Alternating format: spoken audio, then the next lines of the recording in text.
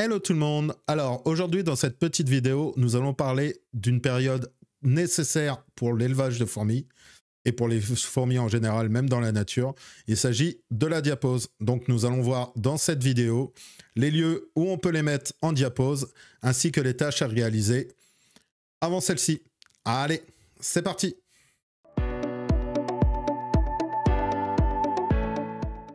Alors, pour commencer, nous allons définir ce qu'est la diapause. Donc la diapause est un arrêt de l'activité d'un organisme pendant l'hiver ou les périodes sèches ou au moment d'une carence en nourriture. Nous avons remarqué aussi que pendant la diapause, il y a des ralentis au niveau du développement des organismes, plus précisément chez les insectes. Voilà, littéralement.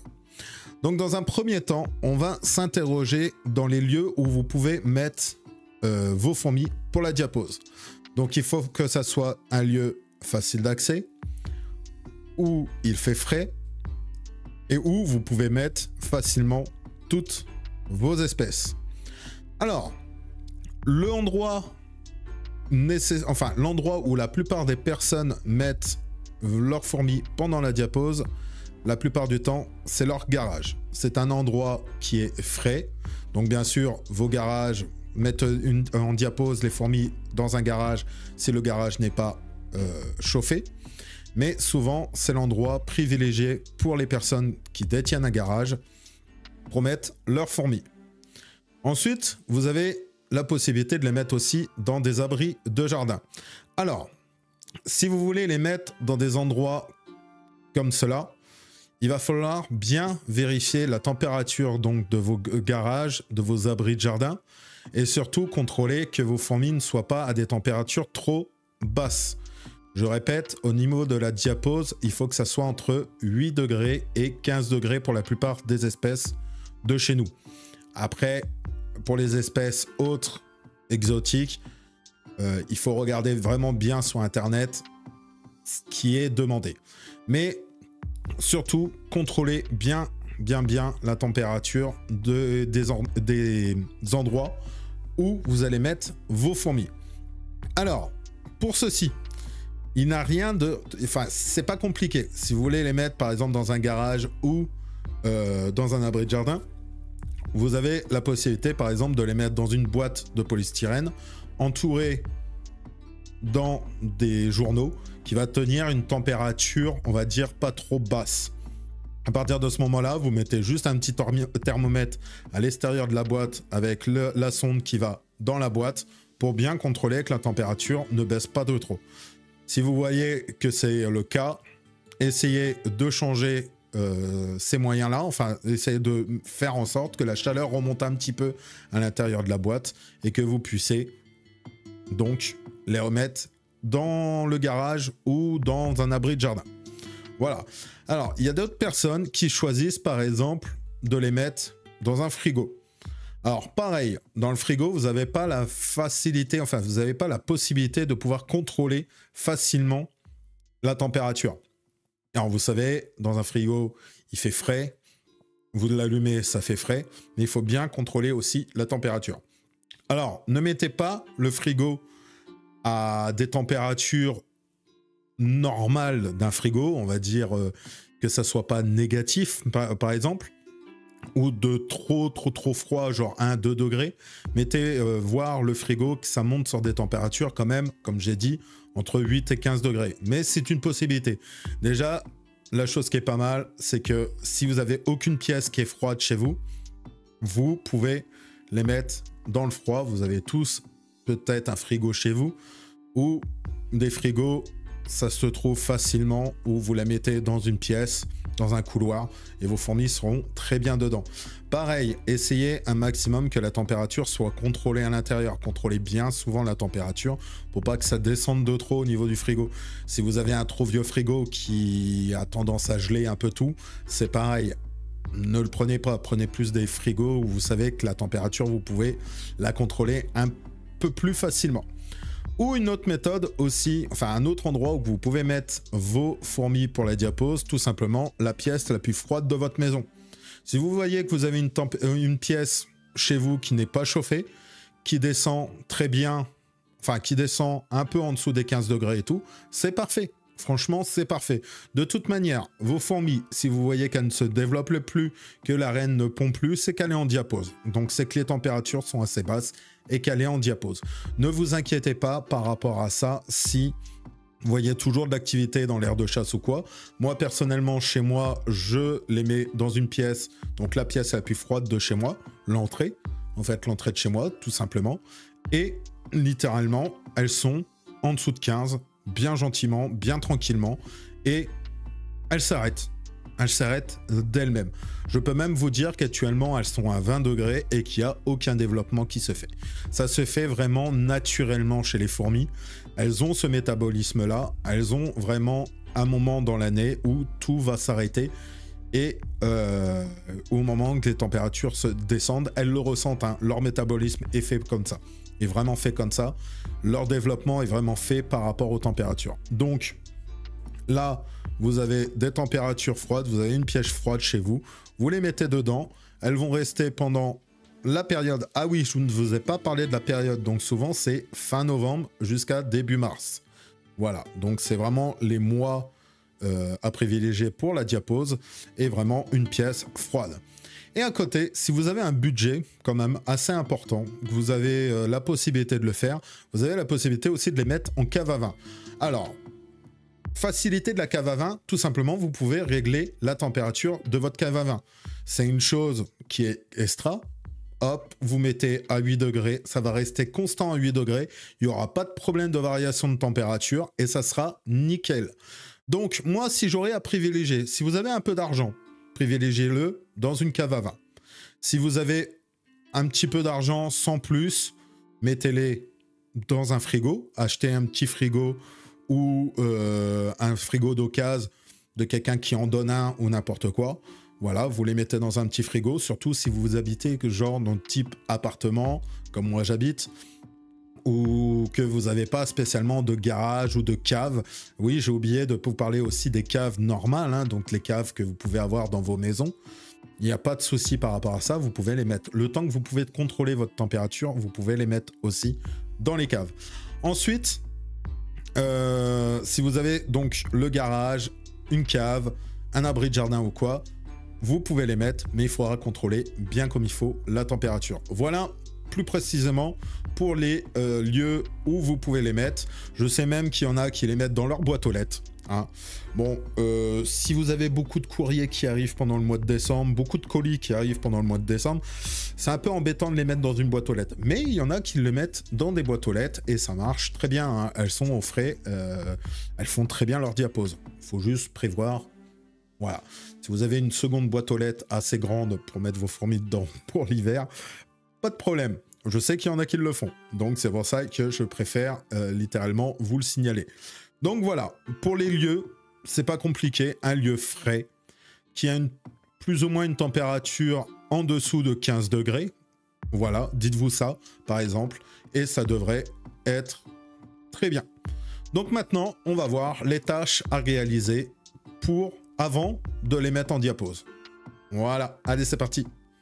Alors, pour commencer, on va faire l'entretien donc des Myrmica rubra. Donc c'est celle qui me demande le plus d'entretien quand je les ai à les nettoyer. Donc j'en ai profité pour cette petite vidéo pré-diapause. Alors, pour ce petit entretien, il va nous falloir un petit aspirateur manuel. Voilà. Des pinces pour pouvoir attraper tous les petits trucs à l'intérieur, que dans l'aspirateur ça passera pas. De l'eau pour recharger les abreuvoirs. De l'anti-évasion pour pouvoir en remettre sur le couvercle. Du coton pour nettoyer éventuellement. Une poubelle pour mettre le coton. Et des cotons-tiges pour répandre l'huile de paraffine, donc l'anti-évasion. Autre petite chose aussi que je vais faire, je vais recharger la zone humide bien comme il faut, et après on verra si je le fais tous les 2 jours comme je le fais d'habitude, ou si j'espace un petit peu, mais je pense que je le ferai tous les 2 jours, sachant que c'est une espèce qui aime l'humidité. Voilà un peu tout le matériel que je vais utiliser pour faire ce nettoyage pré-diapose. Et ensuite, elles auront plus qu'à aller en diapose. Voilà. Allez, c'est parti pour le nettoyage. Allez, on va commencer par aller attraper les 2 gamelles. Alors, moi, voilà, elles ont bien mangé pendant, là, encore une petite semaine. Elles ont très bien mangé. Donc du coup, les gamelles, je leur retire et je leur remettrai, allez, peut-être à mi-diapo, je leur redonnerai peut-être à manger. C'est pas dit, je verrai un peu comment ça se passe, comment elles vont. Mais pour l'instant, on leur retire. Donc, on va leur retirer les 2 abreuvoirs aussi. Vas-y, un peu plus. Un peu plus. Hop.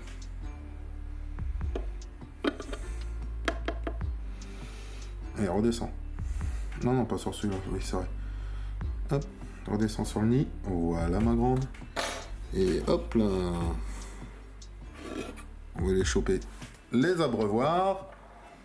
On va les choper la petite mémère. Je vais nettoyer les abreuvoirs. Tac. En dessous, il n'y en a pas. Hop, je vais choper l'autre abreuvoir. Tout en faisant attention aux petites mémères dessus. Hein, comme vous pouvez voir, j'ai des fourmis dessus. Donc, hop, je les prends et on les remet.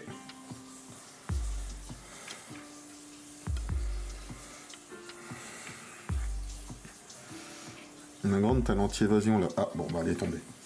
Viens. Allez, viens. Voilà. Alors, c'est une fourmi qui est assez agressive, hein, donc il n'y a pas de problème pour les attraper avec la pince. Comme vous pouvez voir, hop, elles y vont direct. Elles agressent direct la pince, donc il n'y a pas de souci pour les attraper. Alors, pour les espèces qui sont un peu plus calmes, vous pouvez y aller au coton ou les embêter un petit peu plus. Vous verrez que elles vont pas hésiter à revenir. Donc pareil, deuxième biberon, un deuxième abreuvoir au lavage et on les remettra après. Alors, dans un premier temps, je vais prendre mon aspirateur et je vais aspirer le maximum de déchets que je peux voir.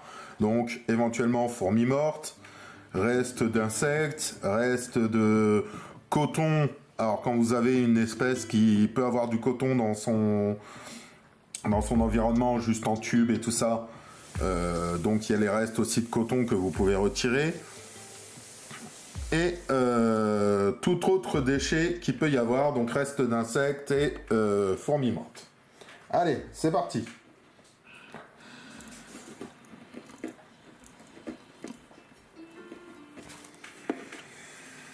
Alors, je regarde que j'en ai pas attrapé des vivantes.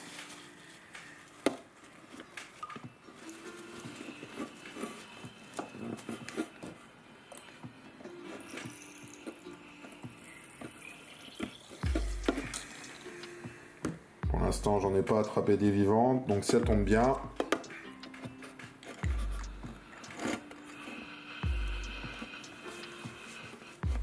Alors, pourquoi j'aspire le maximum de déchets? Tout simplement pour éviter qu'il y ait des acariens qui viennent se mettre pendant la diapose et que je sois obligé de déménager tout le monde, sachant qu'en plus, là, vous êtes dans un nid où vous n'avez pas le contrôle total. Donc là, je préfère vraiment bien nettoyer.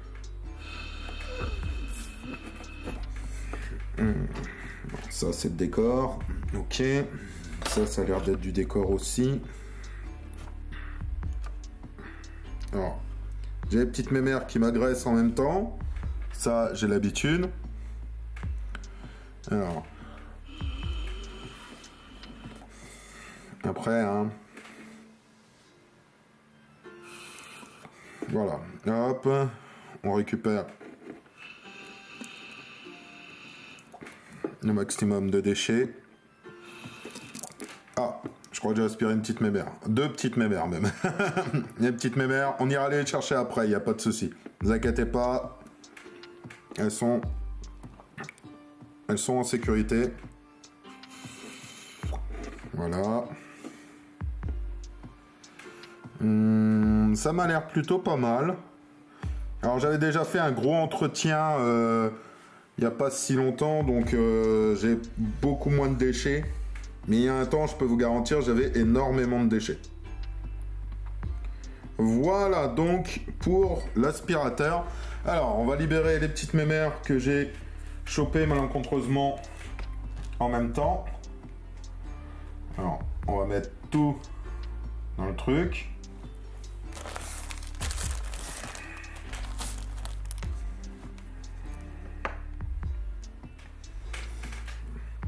J'en ai une dans le tuyau, voilà. Viens ma puce. Allez, voilà. Donc comme je vous ai dit, hein, là on est sur une fourmi qui est assez facile à attraper. Mais après,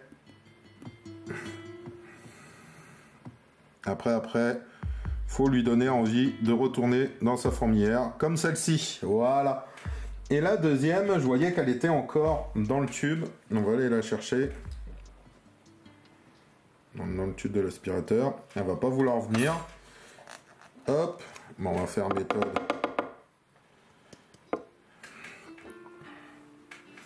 On va faire méthode. Hop. On va l'embêter, hein. Elle va bien venir. Voilà. Ah, allez mes mères. Voilà. La deuxième est là. Alors, il n'y a plus qu'à nettoyer l'aspirateur.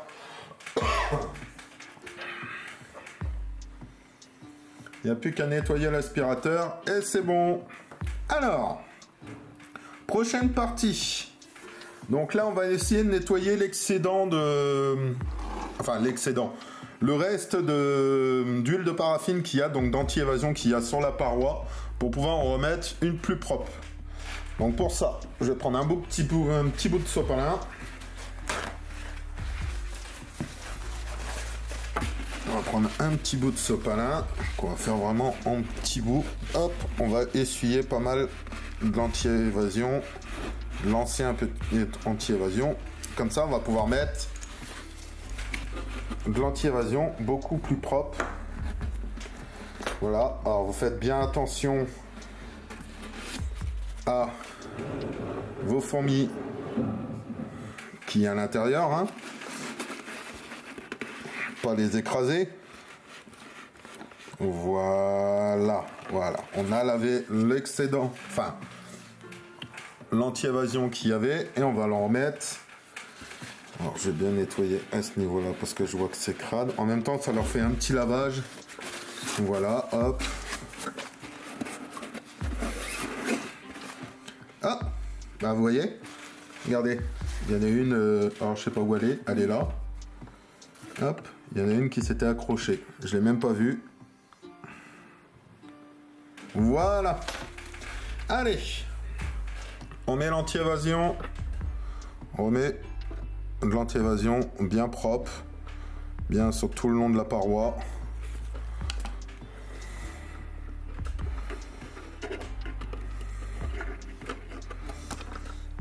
Hop.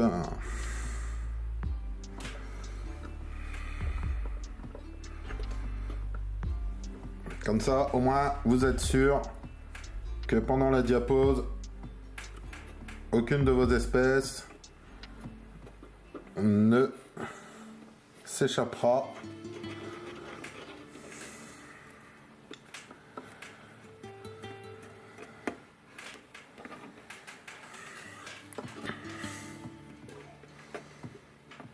Hop là, voilà. Allez, on en met encore un peu plus par ici.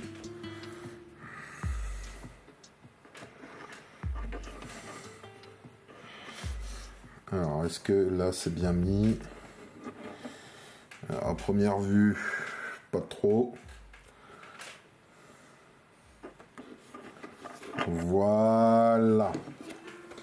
Voilà, donc pour l'anti-évasion, c'est bon. Donc on leur a mis un nouvel anti-évasion. Hop, comme d'habitude, on met tout à la poubelle. Alors, ensuite, on va recharger. Donc selon la vitesse que ça va, vous allez voir les 3 doses. Mais moi, je vais mettre donc 3 doses là pour être sûr que ça se remplisse bien. Hop, donc je remplis la réserve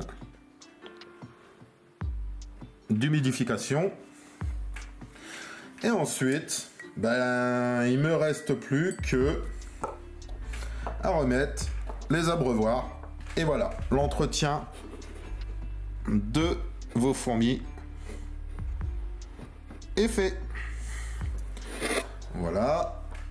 Alors, elles ont droit à 2 abreuvoirs, des petites fifilles. Ah, je vois qu'il y a une petite fifille là qui a un cadavre de sa sœur dans les mandibules, qui me le montre. Façon de dire, tu l'as oublié elle.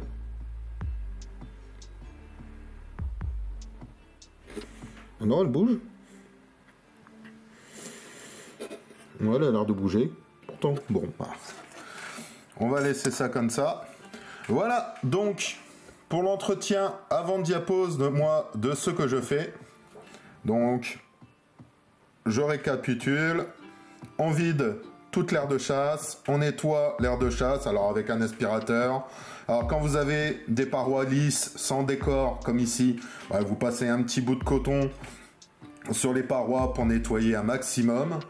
Ensuite, vous remettez de l'eau, vous aspirez, vous remettez de l'anti-évasion, vous nettoyez bien l'ancien anti-évasion, vous remettez de l'humidité s'il y a besoin, et ensuite, vous regardez si votre colonie va bien. Alors là, vous n'allez pas beaucoup la voir, mais on peut dire qu'elle va très bien. Il y a une belle petite évolution, vous voyez si tout va bien. Là, ça a l'air d'aller. Mais vous inquiétez pas, vous allez les voir un peu plus en détail dans une prochaine vidéo. Allez, c'est bon pour cet entretien.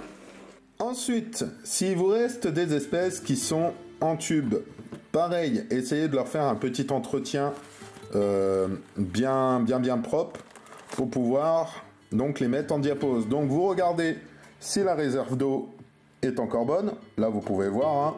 Donc il y en a encore pas mal. Donc ça devrait tenir toute la diapose.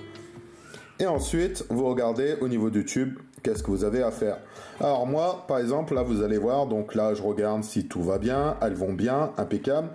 Moi je vais leur retirer donc comme je vous ai dit le mangeoire parce que pour la diapose elles en ont pas besoin, elles vont vivre sur leur réserve donc elles n'ont pas besoin réellement d'avoir à manger. Je leur en donnerai certainement mi-diapose pour aller mieux. Et je vais leur donner un petit coup aussi de nettoyage sur tout le tube pour éviter qu'il y ait des acariens qui reviennent. Allez, je vous montre ça. Alors, je vais retirer le coton de sortie. Du coup, j'ai chopé le mangeoire qu'il y a là. Voilà, donc ça au lavage. Et ensuite, on va prendre un petit bout de coton humide dans un premier temps. Donc on les sort pour pas qu'il y ait trop d'eau sur les parois du tube. Et on va nettoyer le tube en lui-même. Donc là, je vais me faire agresser. Voilà, c'est pas grave. Voilà, on nettoie les parois du tube. Je me fais agresser par une petite fifille. Pousse-toi ma grande. Voilà. Et ensuite, donc ça l'a un peu stressé. Ensuite, vous en prenez un qui est un peu plus sec. Vous le mettez à l'intérieur et vous tournez pour absorber le trop-plein d'eau qui peut rester. Voilà, comme ça. Comme ça. Voilà. Vous pouvez même, si vous voulez, prendre un petit bout de sopalin.